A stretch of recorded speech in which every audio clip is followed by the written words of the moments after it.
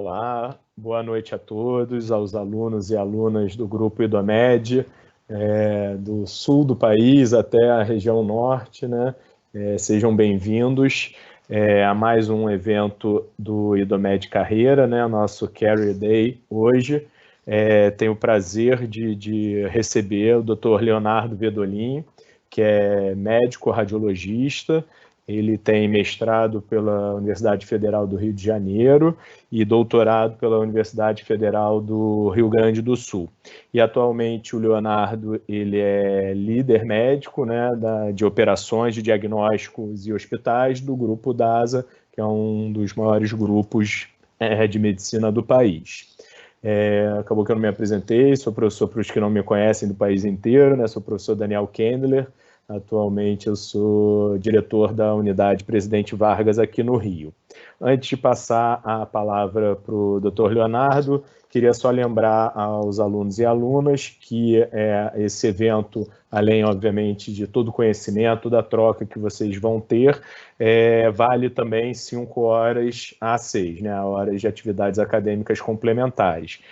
Para contar, vai ser disponibilizado um link ao final do evento pelo chat e, enfim, vocês têm que responder o link e aí sim será contabilizado essas horas acadêmicas, tá? Espero que a gente tenha um evento super bacana. Acho que o Dr. Leonardo tem muita coisa para acrescentar e para contar um pouquinho da história deles, para vocês, enfim, verem todos os aspectos que a carreira médica pode trazer, né? Então é isso, eu não vou me alongar mais, passar a palavra para o Dr. Leonardo. Dr. Leonardo, muito obrigado aí a gente sabe, a agenda é sempre complexa, mas obrigado pela disponibilidade e por dar um pouquinho de seu tempo aqui para os nossos alunos e alunas. Boa, obrigado, Daniel. Boa noite a todos, é um prazer estar aqui com vocês. Esse é um tema uma atividade que eu adoro fazer, de verdade, compartilhar experiências para médicos, sejam eles médicos em formação, médicos formados já há pouco ou muito tempo, é um prazer estar aqui. E o que eu vou explorar nos próximos minutos, talvez 40, 45 minutos, é um pouco sobre o meu papel na empresa que eu atuo, que é na DASA, e um pouco da relação dessa jornada que eu tenho hoje com a minha carreira acadêmica e profissional ao longo dos anos, muito mais como contexto para que vocês possam ter uma visão de alguém que já está no mercado há mais de 20 anos e passei por várias experiências como médico. Então, eu gostaria de compartilhar isso, eu acho que pode ser rico para vocês também. Então, eu vou compartilhar minha tela aqui, Daniel, sinaliza se vocês estiverem enxergando. Já estamos vendo, só o modo apresentação.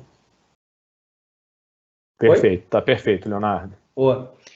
Então tá. Então, como eu falei, eu tenho um prazer imenso de trabalhar na DASA.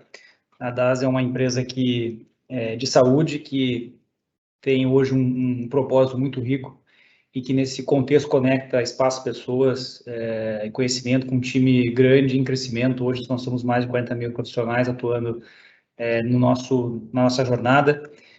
O nosso propósito, como eu falei, é um propósito extremamente ambicioso e, por outro lado, muito motivacional. E eu vou voltar a isso no final da apresentação, porque no final do dia o que nos move é ter algo que, de fato, linka aquilo que a gente acredita como cidadão, como sociedade, como médico, com aquilo que a gente faz.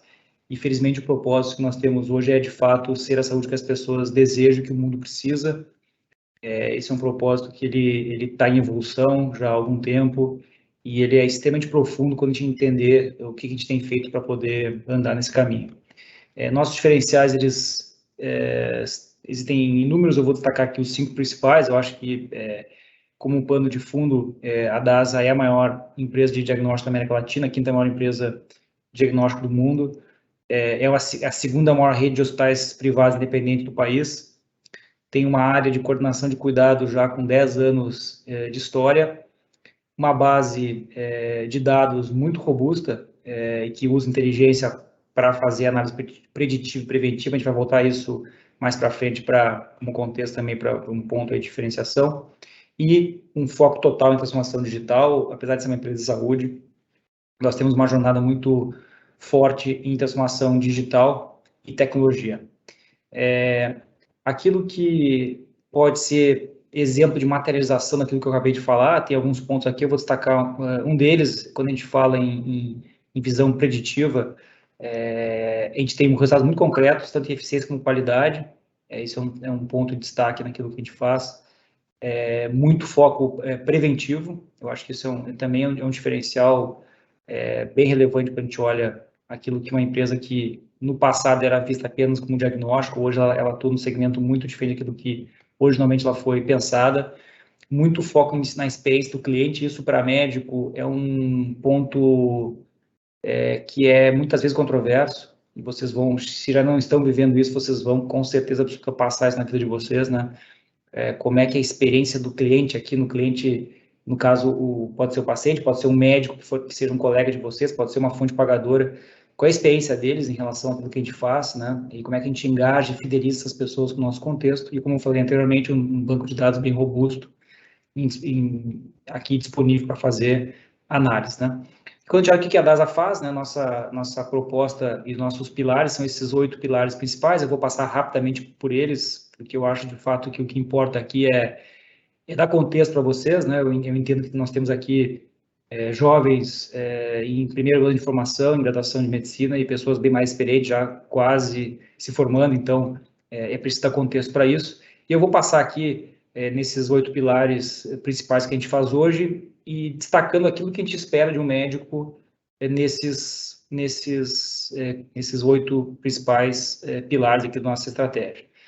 A gente faz isso através de múltiplas marcas, essa é uma característica nossa, a gente tem presença nacional e internacional também, no Uruguai, Argentina, Chile, e mantém marcas regionais como estratégia, isso tem sido feito desde o início, por reconhecer que em regiões do Brasil, a presença de marcas regionais tem um valor muito significativo para aquela comunidade, então é difícil alguém ver marca DASA na rua, assim, né? É difícil isso acontecer porque a gente mantém marcas que muitos de vocês aqui talvez até já reconheçam olhando esse slide. Como eu falei, quais são os nossos produtos? O principal produto ou serviço do ponto de vista de volume de informação é a medicina diagnóstica. A medicina diagnóstica é um ramo da medicina que começa no final do século XIX com radiologia, né? Eu me formei em radiologia, então essa é uma história que eu conheço de perto, com a descoberta do raio-x. Ela evolui em radiologia pouco no começo do século XX e, de fato, se transforma a partir da década de 70 do século passado, 1970, 1980, com o surgimento em sequência de ultrassom, tomografia, ressonância magnética e outros métodos de imagem. E junto com a radiologia existem mais duas grandes áreas, análises clínicas, que aqui são médicos formados em patologia clínica, e patologia cirúrgica ou patologia, que são médicos formados em anatomia patológica. Então, isso são os 4 grandes pilares da medicina diagnóstica. Que tipo de profissional atua nesse segmento aqui, né? Profissionais que trabalham com radiologia, que são formados em radiologia, são formados em patologia clínica, anatomopatologia, cardiologia, ginecologia obstetrícia, endoscopia, e aí muitos são gastroenterologistas ou cirurgiões, de maneira que medicina diagnóstica é um campo extremamente amplo de formação de múltiplos profissionais, né? Os requisitos básicos aqui obviamente, de conhecimento técnico da área de atuação, e isso é um pré-requisito que era, eu diria que praticamente universal e até único no passado, e hoje ele se transformou, né? Hoje a nossa visão aqui é de que o médico que atua em medicina diagnóstica ele tem que ter outras características, outras competências técnicas e até comportamentais, de maneira que muito mais do que saber interpretar um exame, um médico nesse setor aqui, ele precisa ser um grande hub de informação que consolida informações de diversas áreas da medicina e compartilha isso com quem quer que seja um colega que está solicitando alguma ajuda, seja com um paciente que tem dúvida em relação ao diagnóstico, seja com um cirurgião que precisa fazer uma cirurgia de urgência e que é uma orientação em relação a uma abordagem cirúrgica ou assim por diante. Então, observe que esse campo aqui é um campo em expansão, não há a mínima previsão de que isso reduza nos próximos anos, é um segmento que cresce muito e que cada vez mais exige profissionais que tenham habilidades comportamentais e além, né, que ultrapassam somente a visão técnica de saber especificamente um ponto específico da medicina, seja ela em imagem, seja em análises clínicas ou patologia, né? E isso é uma grande oportunidade, né? Eu vejo, olhando para o futuro, é uma grande oportunidade, porque ainda há uma tendência às pessoas se formarem nessas áreas, ainda com uma visão muito técnica das coisas e pouco relacional, e aqui há um potencial de crescimento, diferenciação de profissionais do futuro extremamente significativo. Então, é uma área que não para de crescer. A gente continua hoje atrás de profissionais para essas áreas. A gente tem aqui nesse time, para você ter uma ideia, algo próximo a 2.000 radiologistas, mais próximo aí a 200 médicos patologistas e talvez uma centena de patologistas clínicos. Então, algo como próximo a 3.000 profissionais atuando somente nesse segmento no Brasil todo, né? Essa é a medicina diagnóstica. Isso é feito através de várias unidades que nós temos espalhadas pelo Brasil, como eu falei, várias marcas, muitos exames sendo feitos ao longo do tempo. E aqui, essa área de diagnóstico faz um grande link cada vez maior com a área de hospitais, né? Então, no passado, a gente acreditava que diagnóstico era um setor que poderia tranquilamente atuar como um player independente no setor de saúde. Isso hoje já não é mais verdade na nossa estratégia. A gente acredita que as empresas de futuro elas precisam ter link entre as áreas de diagnóstico e as áreas de hospitais. Então, em hospitais, a gente tem uma rede também em transformação e expansão.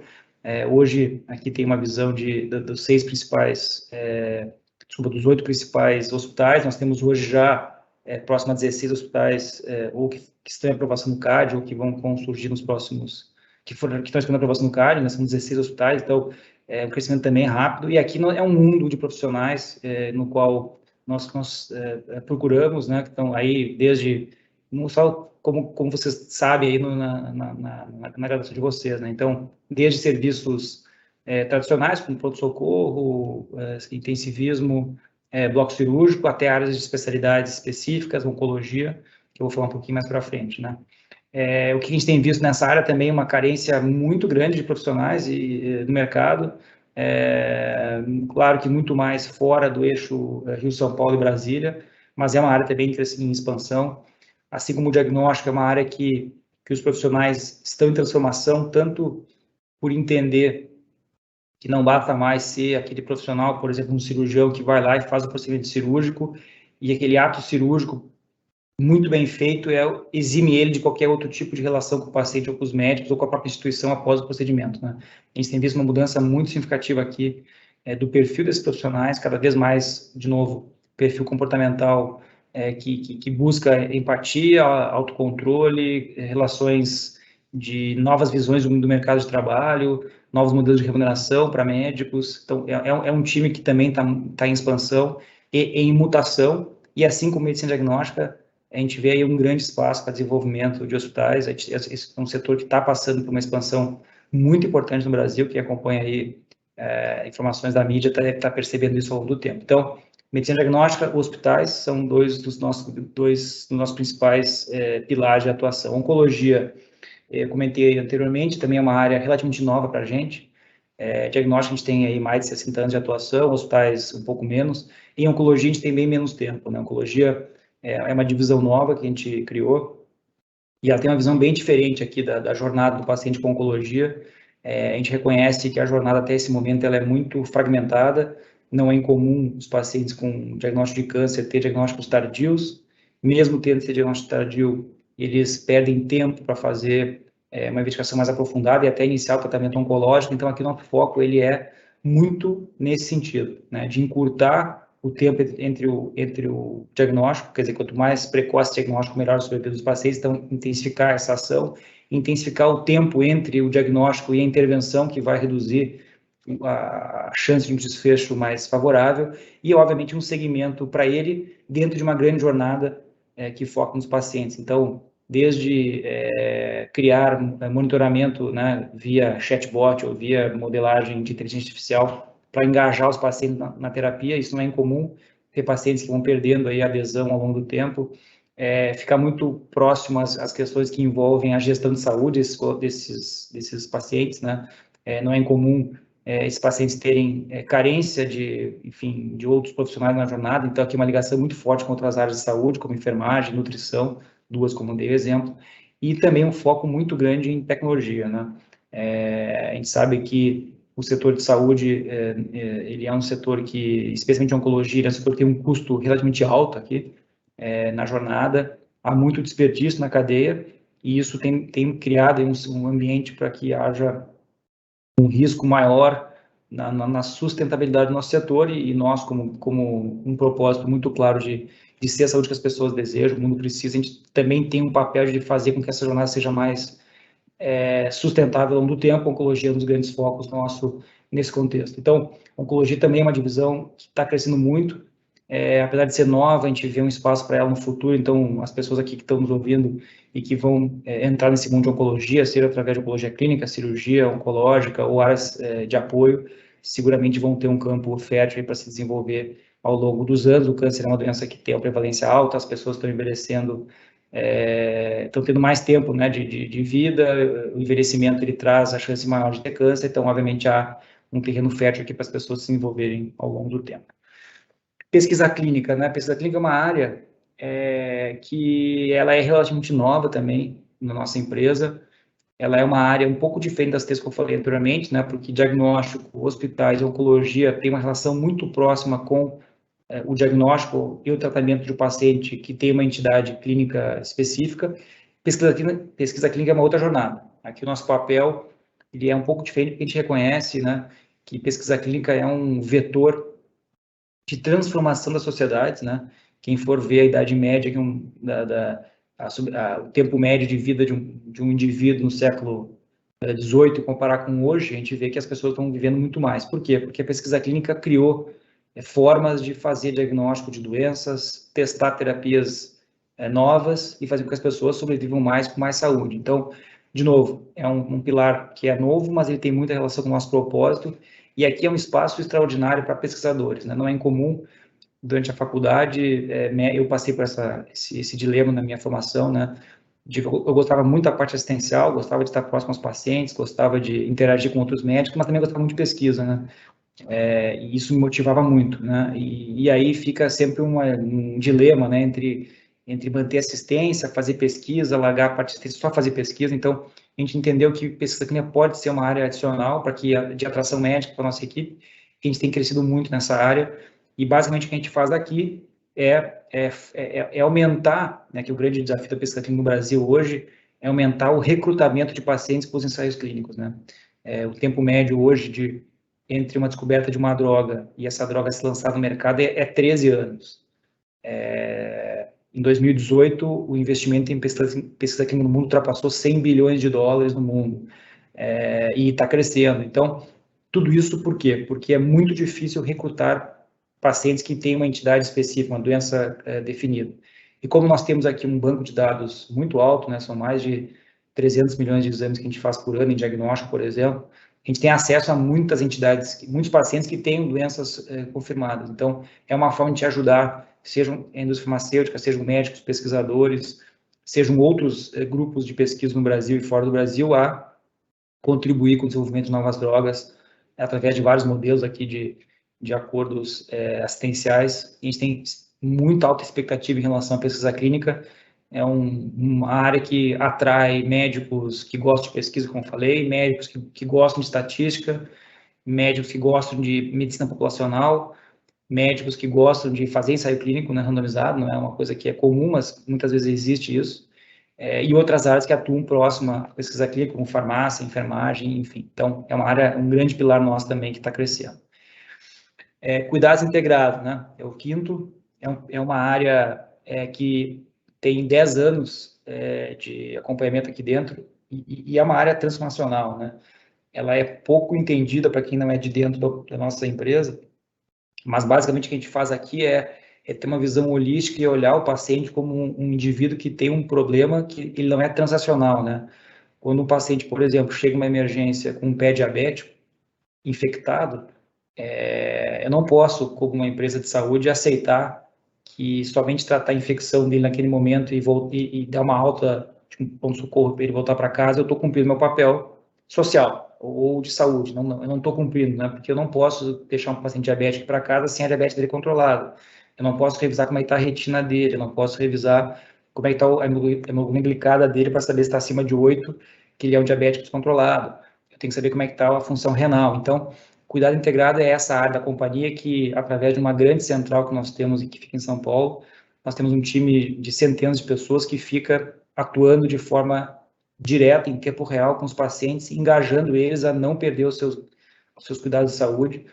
Grande parte dessa operação é feita por enfermagem e liderada por médicos, então é uma área que é incrível o que a gente percebe aqui de melhoria de desfecho e tanto clínico como não clínico, né, cirúrgico.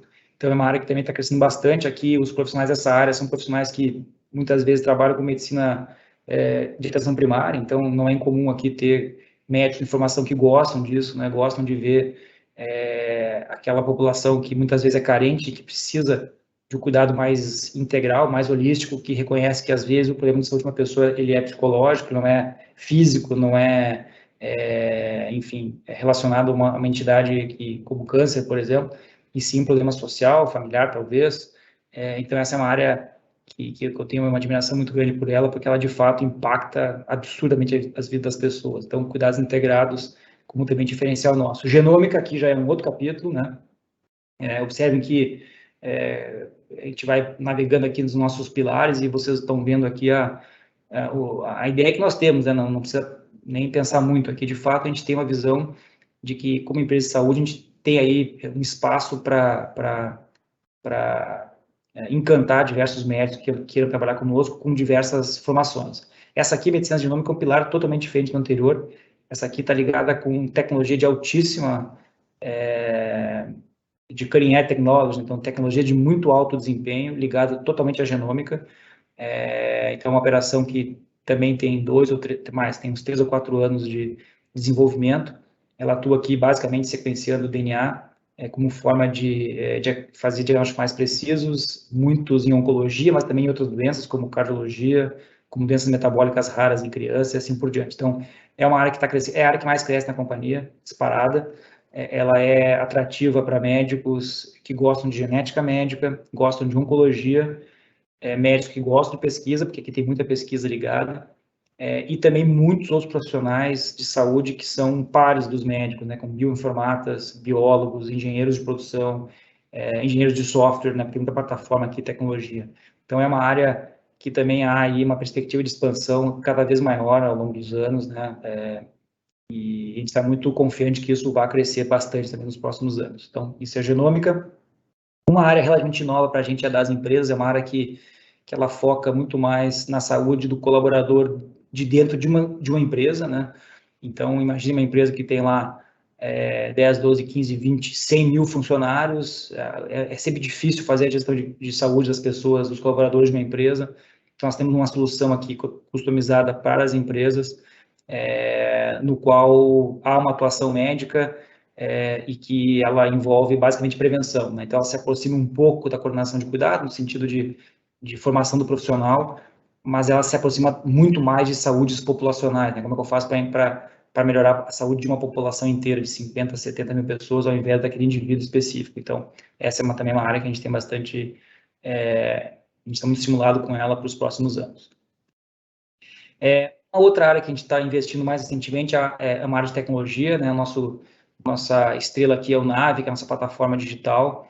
Ela é uma plataforma que tem aqui um foco tanto em pacientes como em médicos, né? Então, é levar tudo que existe informação dos pacientes, sejam exames, sejam consultas, para dentro de uma plataforma e fazer com que haja um grande repositório de dados na mão do paciente, empoderando o paciente para que ele tenha as suas informações. Vocês devem ter percebido na jornada de vocês, como é comum, né? Isso aconteceu com muitos de nós aqui, né? A pessoa tem um histórico de exames feito em algum lugar e aí, por alguma razão, ela vai fazer seu exame ou tem uma intercorrência numa outra instituição e a instituição 2 não consegue olhar os exames da instituição 1 porque não há interoperabilidade de dados, né? Então, essa é uma área muito interessante, é uma área que há uma expectativa de crescimento exponencial para os próximos anos, sem dúvida, tanto porque a plataforma ela encanta pacientes como encanta médicos, né?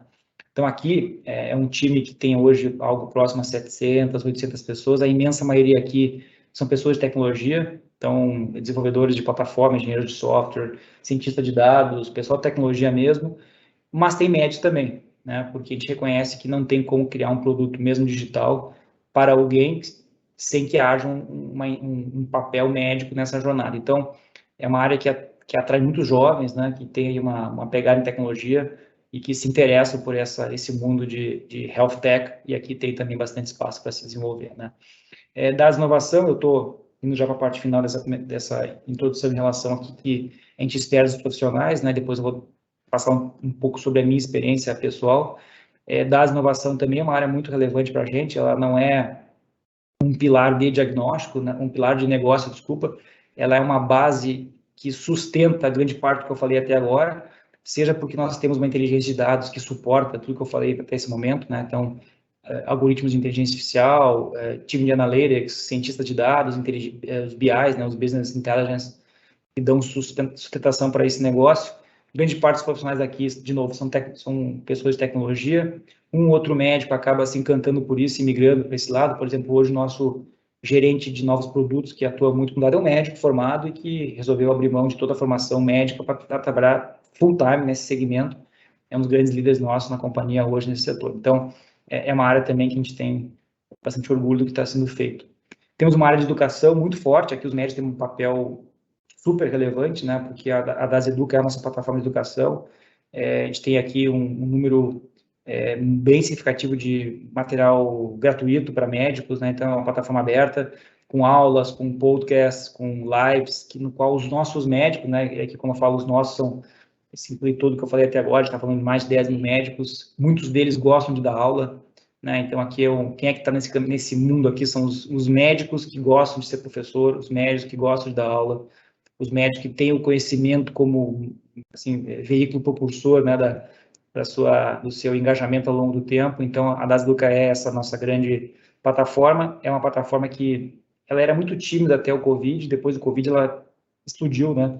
A gente tem hoje um número cada vez maior de pessoas ligadas a ela, acessando e interagindo conosco nessa plataforma. Então, aqui tem vários programas de pós-graduação. A DAS não tem não atua no segmento de graduação médica, mas atua no segmento de pós-graduação médica, com residências e fellows, né? Fellows, aquelas pessoas que já fizeram residência e querem fazer mais uma especialização em uma das áreas que eu falei até agora, e não são poucas pessoas, tem algo próximo a 600 pessoas que ficam conosco por ano, se desenvolvendo em uma dessas áreas, né? Então, a DAS Educa é um grande pilar nosso aqui de educação para o futuro.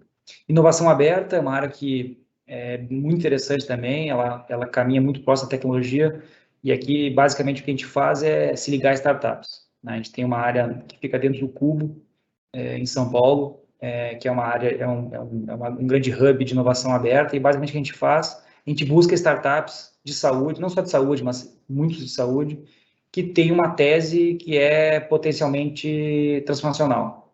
A gente faz isso de forma ativa, então fica buscando essas empresas, aqui é uma visão recente, né, mais de 1.600 startups mapeadas no Brasil, e aí tem todo um funil ali de entrevista, avaliação da tese, e se essas startups são transnacionais, a gente convida elas para trabalhar conosco. Nós temos hoje 30 startups parceiras nossas dentro da comunidade DASA. São startups que atuam dentro do nosso hub de inovação, e a gente faz investimento nessas startups, a gente expõe elas no mercado. Eu, por exemplo, faço mentoria com os fundadores de startup uma vez por semana, como forma de motivar esse pessoal, que muitas vezes é pessoal jovem, que terminou a sua formação.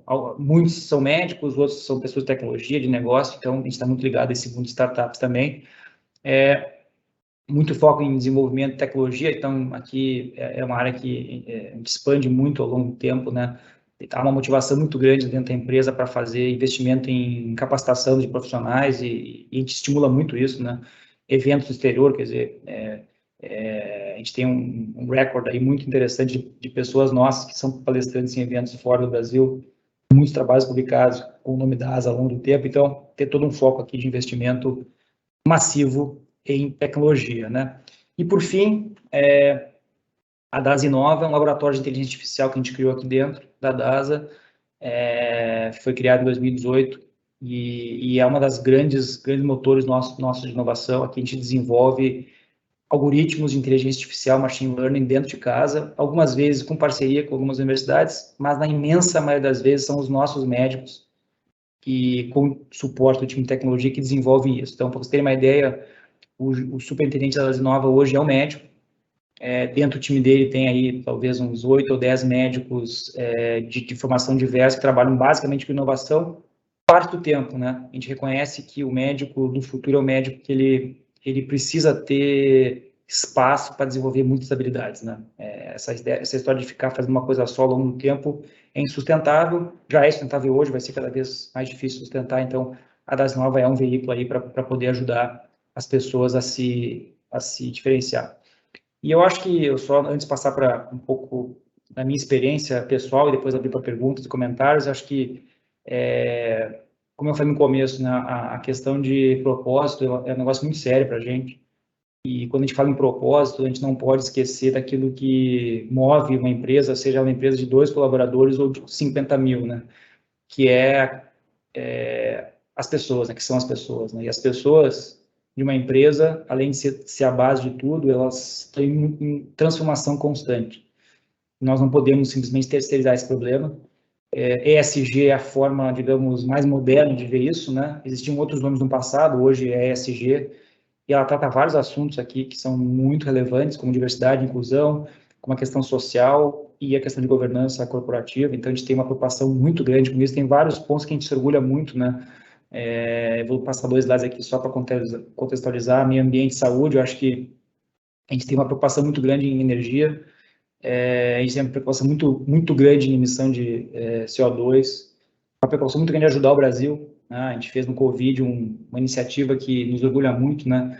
Que foi criar um laboratório para testagem de Covid em parceria com o Ministério da Saúde. A gente fez 3 milhões de exames até esse momento, isso é quase que 1 em cada 3 brasileiros fizeram exame conosco. A DASA investiu nisso, né? Novamente não foi foi uma parceria que a gente disponibilizou o nosso recurso, capital humano e expertise para ajudar o Brasil. COVAX, que é a nossa vacina, que a gente participou de uma pesquisa clínica para desenvolver uma vacina 100% brasileira. E DNA do Brasil também, uma outra iniciativa incrível, né?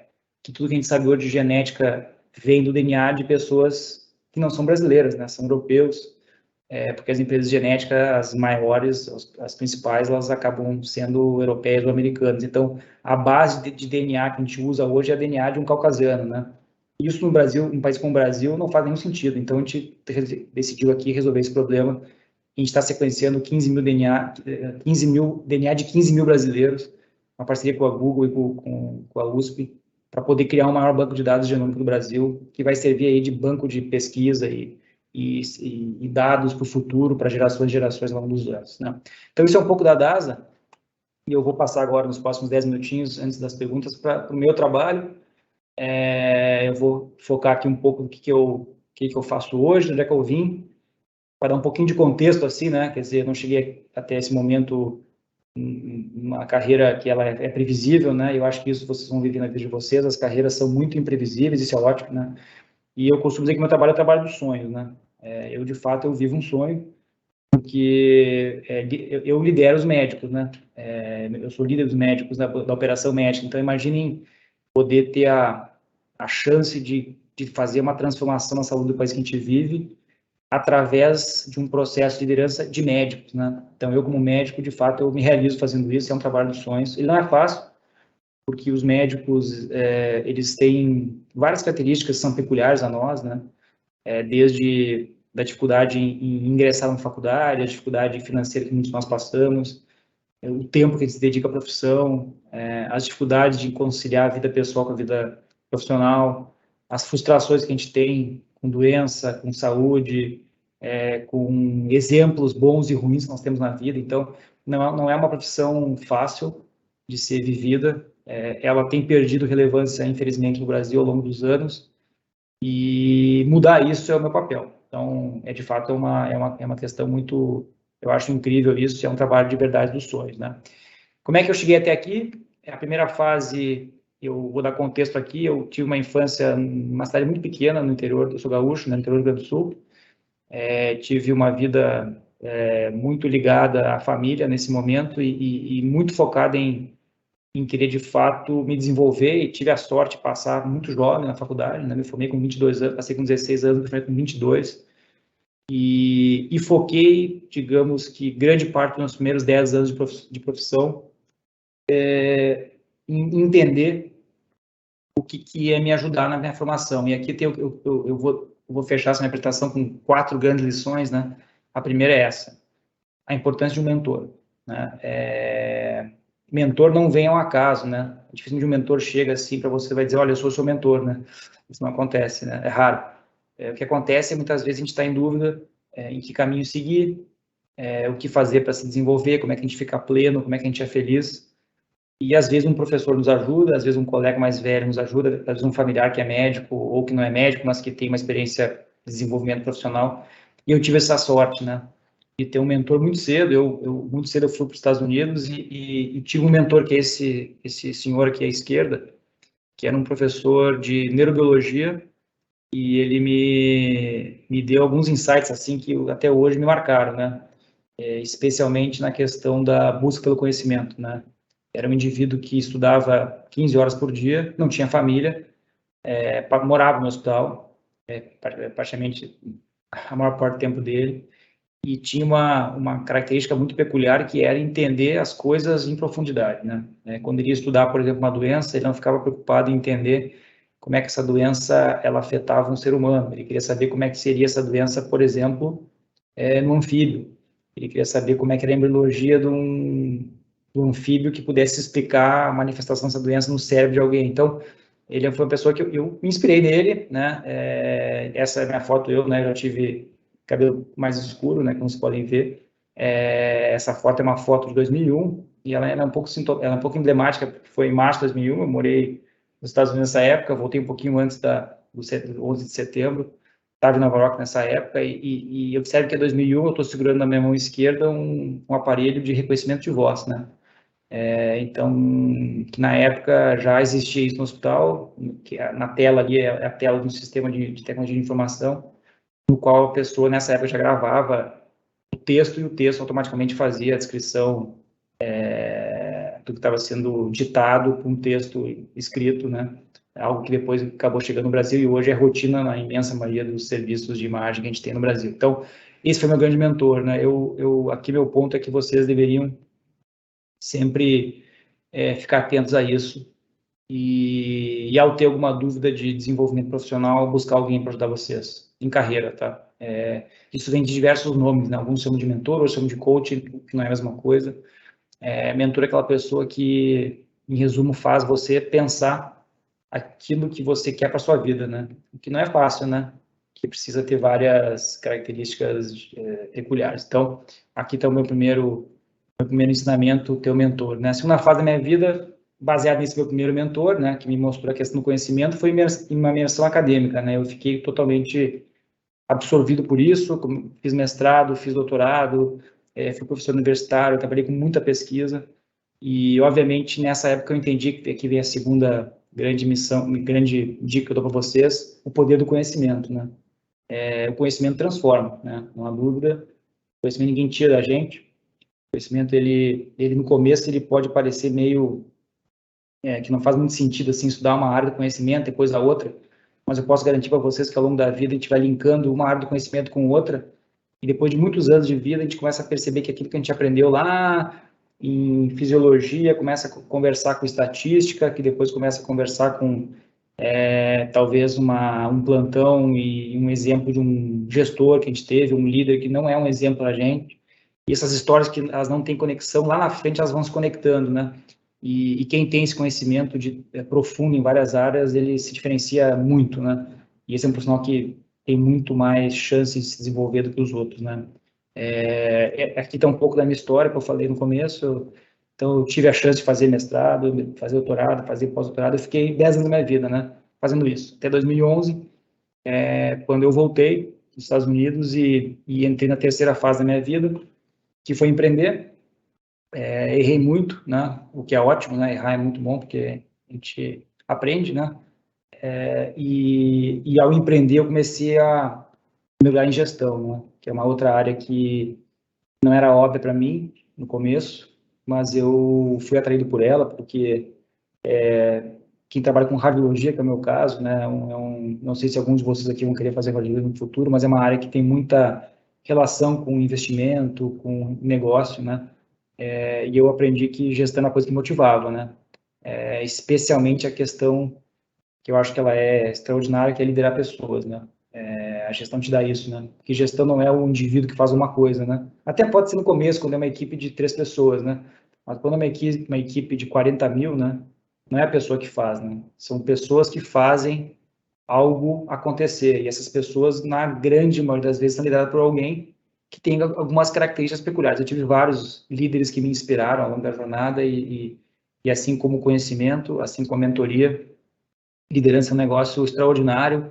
Na DAS a gente tem isso como core, né? A gente tem vários programas de desenvolvimento de líderes, uma foto já de alguns anos. No meio aqui está o Pedro, que é talvez não, o grande líder da nossa empresa, né? Um jovem visionário, presidente da empresa que assumiu a DASA com 24 anos, né? Talvez mais velho que muitos de vocês aqui hoje, e que hoje tem 30 e que lidera esse grupo todo de 40, ou de quase 50 mil pessoas, né? Então, dificilmente a gente percebe isso na graduação, tá? O que é ser líder, como é que um líder se manifesta.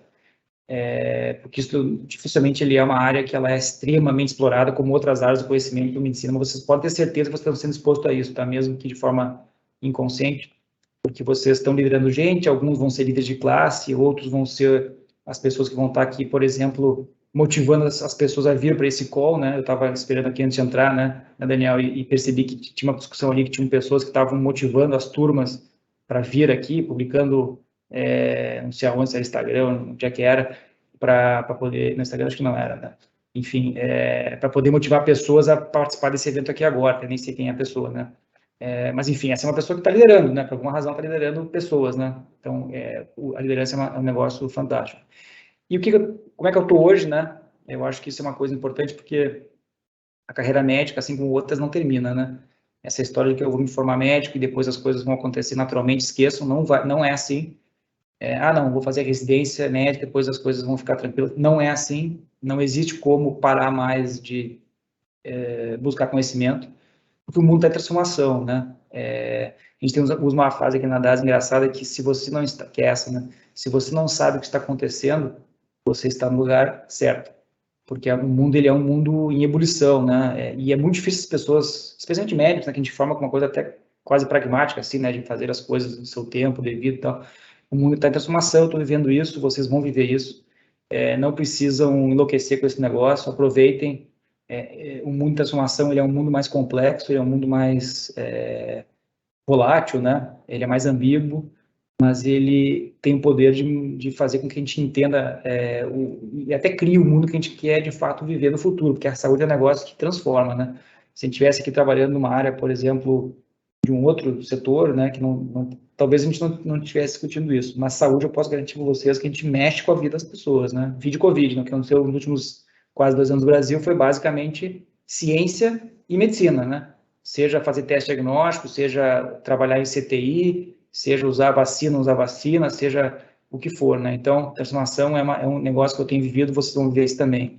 Covid mudou a vida de muitos de nós, não foi diferente comigo, né? Eu tive o privilégio, o desafio de liderar o comitê de Covid da DASA continua até hoje, né? Quase 2 anos já, com reuniões que antes eram 2 vezes por dia, hoje são reuniões semanais, porque a doença ela continua perto da gente, e foi um período aí de muita ambiguidade, né?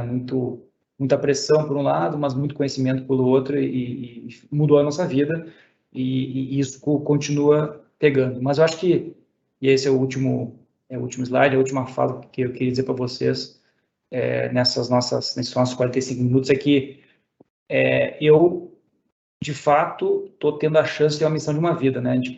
A nossa vida ela tem um momento para acabar, alguns morrem jovens, outros vão morrer na média com 65, 70 anos, outros vão viver até os 85, 90, alguns mais, e não é incomum de passar uma vida inteira sem ter algo transformacional, né? E eu estou tendo essa chance na empresa que eu trabalho, e aqui é um convite para vocês, que vocês sempre fiquem abertos, né, a esse momento que um dia pode aparecer para vocês também, de vocês estarem, seja num hospital pequeno no interior, numa cidade do interior do Brasil, seja num grande centro, fazendo algo transformacional. Muitas vezes a gente se depara com algo que de fato é transformacional para as nossas vidas, né? E depois que passa esse tempo, ele não volta mais. Então, não não desmereçam isso, né? Fiquem atentos, porque a gente está sempre exposto a algo que pode, de fato, ser uma missão de uma vida. Eu, felizmente, estou vivendo isso, está longe de acabar, é o que me motiva, e eu tenho certeza que vocês vão ter a chance, aonde vocês estiverem, de passar por isso em grau maior ou menor, né? Aproveitem, porque, de fato, a gente está num setor que ele é potencialmente transformacional para todos nós, né?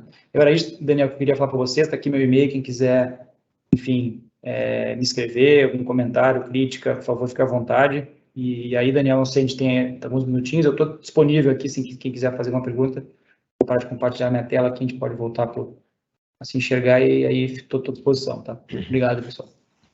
Legal, Leonardo, é muito bom, enfim, acho que é inspirador, na verdade, né? Não só o que a DAS é hoje, mas, enfim, essa sua história, essa sua trajetória, acho que para os nossos alunos e alunas sim, é um insight do que pode ser a carreira médica, para muito além do que a gente às vezes pensa dentro das 4 linhas fechadas, né? O conhecimento para transformar pessoas é um dos pilares também aqui da nossa instituição, enfim, então foi muito legal. O Leonardo Nasser, que não se identificou aqui da onde, de qual das unidades, enfim, mas ele faz uma pergunta um pouco genérica, né? Mas eu acho que é uma pergunta que impacta a gente, né? Ele pergunta: doutor Leonardo, qual o prognóstico o senhor faz para a medicina nos próximos 10 anos, né? E aí, se o Leonardo me permite, eu vou pegar um gancho na pergunta dele, mais especificamente na radiologia, no diagnóstico, né? Um dos pilares do grupo DASA. Como é que você enxerga nos próximos anos a questão da inteligência artificial? Vai mudar muito, não vai? Os nossos, enfim... quem pensa em fazer radiologia, vai ser essa radiologia que você foi formado, ou não, ou vai ser uma coisa completamente diferente? Boa. Leonardo, eu acho que prever futuro sempre é um risco, né? Ainda mais está sendo gravado, eu estou vendo aqui, tem daqui a pouco lá no futuro vão olhar, então eu acho que não é bom prever muita coisa. Eu acho que melhor do que tentar prever é tentar ou não tentar, observar as tendências, né? O que está acontecendo de verdade do ponto de vista de tendências, curvas de tendência. Então, alguns pontos específicos eu queria destacar, depois eu fecho a pergunta explorando essa coisa de inteligência artificial. O investimento em saúde não para de aumentar no mundo, né? O Brasil não é diferente. As faculdades de medicina estão se desenvolvendo. Estamos vivendo uma crise que colocou a ciência e a medicina no centro do palco, né, do debate em relação ao futuro das pessoas, né? Eu sou de uma geração que estudei estatística quase que de uma forma despretensiosa, assim, né? Saber sensibilidade, especificidade, valor preditivo positivo era um negócio que a gente estudava muito mais para fazer pesquisa. Hoje, qualquer pessoa fala sobre sensibilidade de uma vacina, de um teste diagnóstico. Então, a saúde, ela veio para o centro, né, por causa do Covid. Então, eu vejo com excelentes olhos o futuro da saúde, no sentido de crescimento, do tamanho do mercado, de possibilidades de empregabilidade, de capacidade de transformação, tá? Isso eu vejo com ótimos olhos. Mas eu também vejo, mas não, e também eu vejo um mercado muito diferente, né? A chance de um médico formado há 20 anos ter algo previsível na sua carreira era muito alta, né? A pessoa se formava, fazia residência de 3 anos, às vezes nem fazia residência, ou até 1 ano, 2, e se estabelecia em uma cidade e tinha ali uma vida plena, num nicho de trabalho e tal. Essa previsibilidade eu não vejo mais acontecer, tá? Então, eu acho que essa é uma primeira mudança. E a segunda mudança, que é uma consequência da primeira, é que para enfrentar isso, os médicos do futuro, isso não deve mudar em 10 anos, eles vão ser testados e provocados a adquirir novas competências, né? E não é somente aquilo que a gente aprende como médico na formação. Tipo o quê? Tecnologia é um exemplo. Não tem como a gente imaginar 10 anos sem que a tecnologia ela entre mais na medicina do que ela é hoje, né? Esse é um exemplo, né? Competências antigamente chamadas de social skills, né? Que eu até ou soft skills, né? Que eu não gosto muito, que eu acho que é muito mais human skills, né? Essa coisa humana, ela vai voltar também com uma alta probabilidade, né?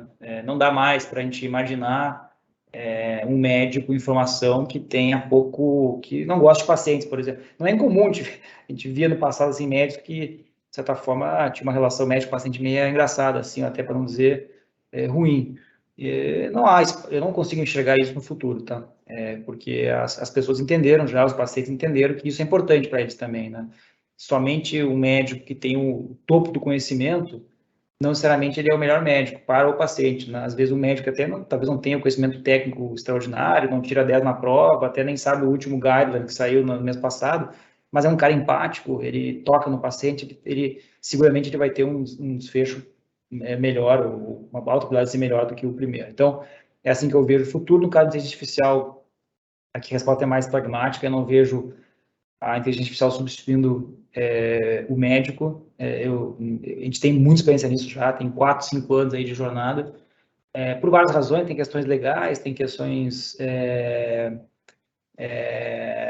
até de dados, interoperabilidade, segurança de informação.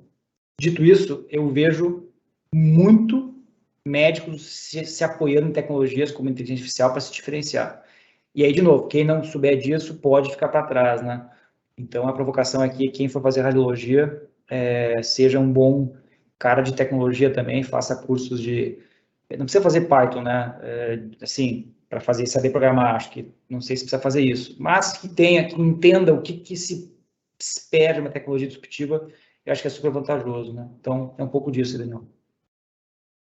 É legal, Leonardo, adorei essa definição de human skills, acho que é por aí, né?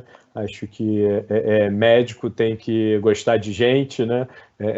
Docente também é também um pouco assim, então é fundamental, eu acho que cada vez mais isso vai fazer a diferença. Queria, a gente tem aí mais uns minutinhos, queria te perguntar uma coisa que os nossos alunos e alunas sempre também se batem um pouco, e você traz aí uma experiência sua que eu entendi que foi super importante, mas queria saber a sua opinião agora, em torno aí de 20 anos depois, a questão de formação, alguma parte da formação ou alguma experiência no exterior. Antigamente, isso até do ponto de vista técnico era fundamental, eventualmente, porque conhecimento, às vezes, você tinha que ir lá para adquirir. Hoje em dia, isso com a tecnologia é menos, né? Então, eu lembro de assinar New England em papel, chegava não sei quanto tempo depois. Hoje em dia, quarta-feira à noite, sai no e-mail de lá, sai no nosso e-mail aqui, né? Então, só o conhecimento acho que talvez não seja. Mas essa experiência, enfim, acadêmica no exterior, como é que você enxerga isso ainda como algo importante, se for possível, foi um diferencial para você? Para mim foi um super diferencial, porque eu vivi essa era, assim, né? A era até pré-internet, então não tinha como buscar conhecimento sem estar lá, né? Então acho que isso mudou, obviamente. Então fez uma baita diferença para mim. Por outro lado, apesar de a informação ela ser quase uma commodity hoje, né? Ela tem em qualquer lugar, porque muitas vezes de forma gratuita, o que eu acho muito difícil ainda é conseguir linkar os diversos níveis de conhecimento, né? E isso eu ainda não consegui acreditar que a gente vai conseguir ter de uma forma isolada, tá? Uma pessoa dentro de casa, com toda a informação do mundo, ela talvez não tenha a mesma chance do que um outro cidadão, talvez com metade da informação, mas morando num campus universitário de algum país diferente. Nem que seja para saber como é que um profissional de um outro país pensa, né? E eu acho que essa é a sacada, assim, né, como eu falei lá no Poder do Conhecimento, né, que isso que a gente, no fundo, no final da jornada, tudo são pedrinhas, né? É uma parede, um tijolo, é uma experiência diferente, seja local ou fora, é um congresso, é uma dor, é um trabalho que a gente escreveu, é um artigo que a gente leu, uma experiência ruim fora da medicina. Então, é um conjunto de blocos de informação que vão criando uma história, né? Então, nesse contexto, eu acho que eu estimulo, sim, que as pessoas continuem tendo isso. Hoje é mais difícil em alguns países, por várias razões econômicas até. Por outro lado, os países também estão muito mais abertos, né? No sentido de cursos de curta duração, experiências um pouco mais híbridas, né? Parte online, parte física. E eu acredito muito nesse modelo e incentivo para quem puder fazer, que o faça, tá? Porque é nessas transições, né, entre pessoas, entre níveis de conhecimento, e que eu acho que as pessoas vão acabar se diferenciando, tendo experiências que lá na frente talvez façam diferença, né, por alguma razão. Então, eu acredito nisso, sim. Legal, né? São essas coisas que a gente, enfim, vai ganhando, como você falou, né? Os conhecimentos, de repente a fisiologia, aquilo que você estudou aqui, o que você leu, enfim, lá na frente vai de alguma forma agregar na carreira, né?